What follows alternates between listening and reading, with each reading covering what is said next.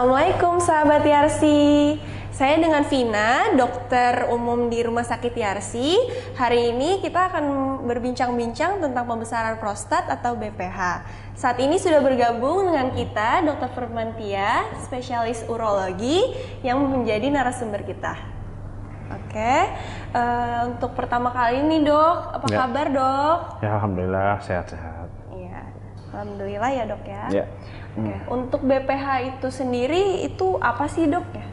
Nah, jadi BPH itu untuk bahasa medisnya adalah kepanjangan dari benign prostate hyperplasia atau pembesaran prostat yang jinak. Karena pembesaran prostat itu nggak semuanya jinak, meskipun mayoritas jinak ya. Ada juga yang ganas atau yang kita kenal dengan kanker prostat. Ada juga karena infeksi atau prostatitis. Berarti dari BPH itu sendiri bisa menjadi keganasan nggak dok? Jarang sih, tapi bisa aja bisa, cuma jarang untuk timbul menjadi keganasan gitu. Kira-kira berapa tuh dok presentasinya? Kalau presentasi biasanya, untuk presentasinya itu penyakit ini berdiri sendiri, jadi dari awal mungkin memang lebih ke arah keganasan atau dari awal lebih jinak atau yang kita sebut dengan BPH ini. Berarti jarang ya dok, awalnya jinak, kemudian tiba-tiba jadi ganas? Jarang. Ya. Oke. Kalau untuk pembesaran prostat ini yang jinak atau BPH itu penyebabnya tuh apa dok? Nah, kalau penyebabnya adalah faktor usia dan ini hanya terjadi pada laki-laki. Jadi seiring bertambahnya usia, terutama di atas 50 tahun ke atas, prostat itu akan semakin lama semakin membesar. Banyak teori yang menyebabkan bisa karena ketidakseimbangan dari hormon seperti itu juga bisa menyebabkan dari pembesaran prostat ini sendiri. Gitu. Berarti cuma pada laki-laki ya dok ini?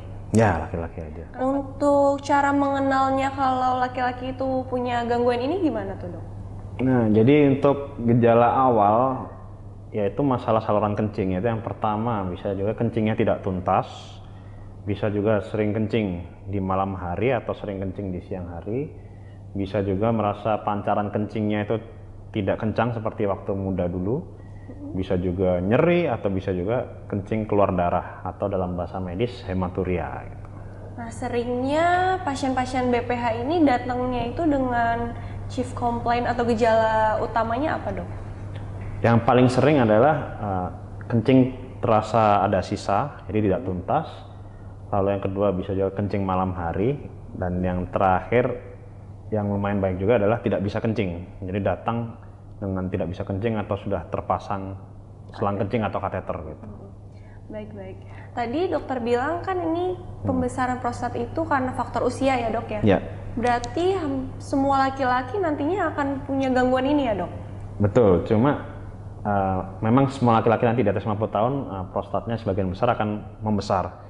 Cuma tidak semua mengalami keluhan. Ada juga yang prostatnya besar sekali, nggak ada keluhan, tapi ada juga yang prostatnya baru membesar sedikit, tapi sudah ada keluhan, seperti keluhan yang saya jelaskan tadi. Nah itu kenapa tuh dok? Nah kalau itu memang tidak selalu, jadi pembesaran prostat itu kalau dia menutup jalannya saluran kencing, itu yang bisa menimbulkan keluhan. Jadi karena tertutupnya saluran kencing, jadi keluhan-keluhan seperti nggak tuntas atau pancarannya lemah atau bahkan nggak bisa kencing itu bisa terjadi. Berarti tergantung pembesarannya itu ke arah mana ya dok ya? Ya itu bisa. Baik. Untuk gangguan ini sendiri tadi bisa nggak terjadinya di bawah 50 tahun? Sangat jarang. Biasanya kalau kita terjadi keluhan seperti ini dengan pembesaran prostat terutama di usia bawah 40 tahun mungkin kita bisa mencurigai penyebab lain, bisa suatu infeksi atau bahkan suatu kanker atau keganasan gitu. Oke, baik. Ini kan terjadinya pada laki-laki nih dok. Iya. Nah, bisa nggak nih dok gangguan ini bergantung dengan atau berpengaruh sama gangguan ereksi atau impotensi? Kalau hubungan secara langsung atau korelasinya sih belum ada yang secara pasti ya menghubungkan. Cuma memang beberapa pasien itu lumayan banyak bebarengan, jadi dengan pembesaran prostat dan gangguan dari ereksi gitu. Jadi nanti penanganannya harus tangani dua-duanya bisa gitu. Tapi tidak sangkut paut ya berarti dok? Enggak sih gitu. Oke. Untuk pembesaran prostat ini penanganannya tuh bagaimana dok? Apa semuanya harus dioperasi dok? Nah, untuk yang pembesaran prostat tanpa gejala, biasanya kita cuma observasi saja. Mungkin kita edukasi pasiennya, kalau ada gejala baru kontrol untuk kita lakukan pengobatan. Lalu jika diputuskan dilakukan pengobatan, yang pertama bisa dengan obat-obatan atau medikamentosa. Jadi obat-obatan ini karena ini merupakan penyakit kronis harus diminum rutin seumur hidup gitu, supaya prostatnya nggak semakin membesar sehingga tidak menimbulkan komplikasi. Lalu yang kedua bisa dengan operasi. Nah, kapan pasien itu dioperasi? Bila timbul komplikasi. Yang pertama pasiennya tidak bisa kencing atau timbul batu ginjal atau batu pada saluran kemih. Lalu timbul juga komplikasi lain di luar saluran kencing seperti hernia, karena pada prostat ini terutama yang sering mengejan bisa menyebabkan dinding perutnya itu lemah sehingga timbul hernia.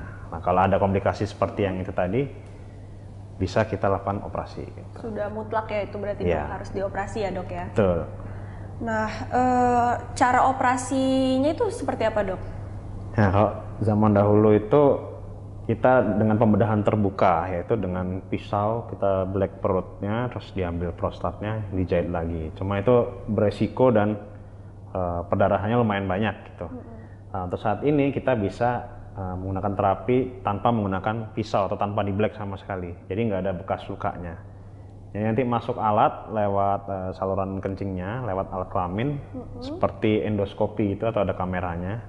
Nanti prostatnya kita potong kecil-kecil sampai saluran kencingnya terbuka. Jadi harapannya pasien bisa kencing normal pasca operasi dan nggak ada bekas lukanya.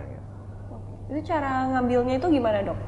Nah itu nih ada alatnya untuk habis potong kecil-kecil untuk mengambil potongannya itu ada alatnya nanti.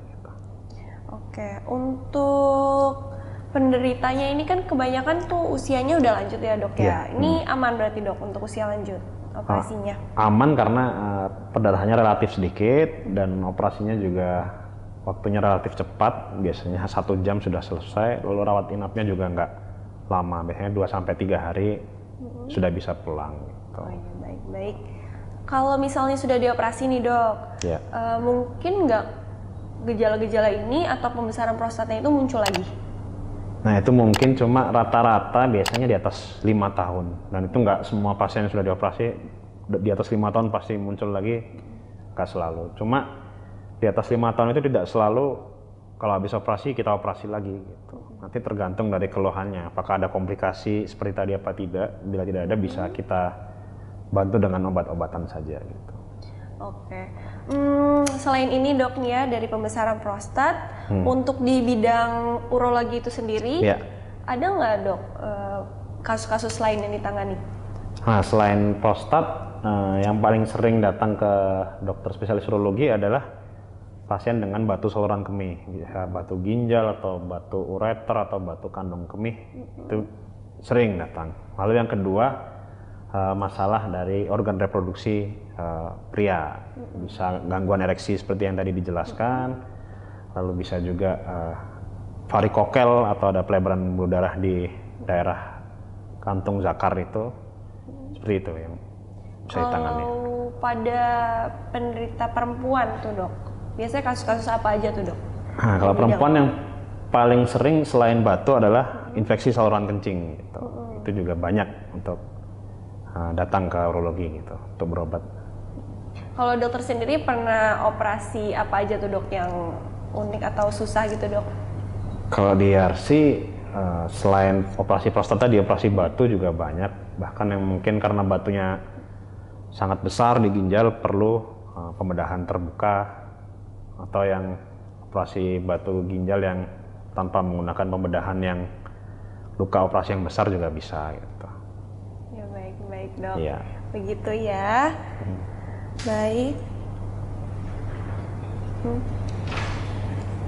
Baik, untuk Sobat Yarsi yang mengalami gejala di bidang saluran kemih, bisa berkonsultasi dengan Dr. Firmantia dengan jadwal prakteknya hari Selasa jam 16 sampai jam 19.00, hari Kamis jam 9 sampai jam 12, dan hari Sabtu jam 11 sampai jam 14.00. Oke, baik. Jadi dari pembesaran prostat itu sendiri atau BPH itu disebabkan oleh faktor usia atau usia yang bertambah yang bisa timbul pada semua laki-laki.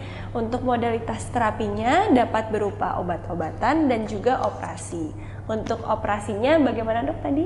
Ya, untuk operasinya untuk prostat, jadi kita masukkan alat seperti endoskopi, jadi bisa dilihat langsung karena ada kameranya lewat kelamin. Nanti kelihatan prostatnya kita potong kecil-kecil dan potongannya dikeluarkan hingga saluran kencingnya terbuka. Sehingga harapannya pasca tindakan tidak ada bekas luka operasi dan yang penting pasien bisa kencing seperti sebelumnya. Ya baik, berarti dari operasinya itu sendiri itu tidak invasif ya dok, kemudian komplikasinya itu juga sedikit dan juga aman untuk segala usia. Baik, terima kasih ya dokter sudah bergabung dengan kita. Assalamualaikum warahmatullahi wabarakatuh. Waalaikumsalam.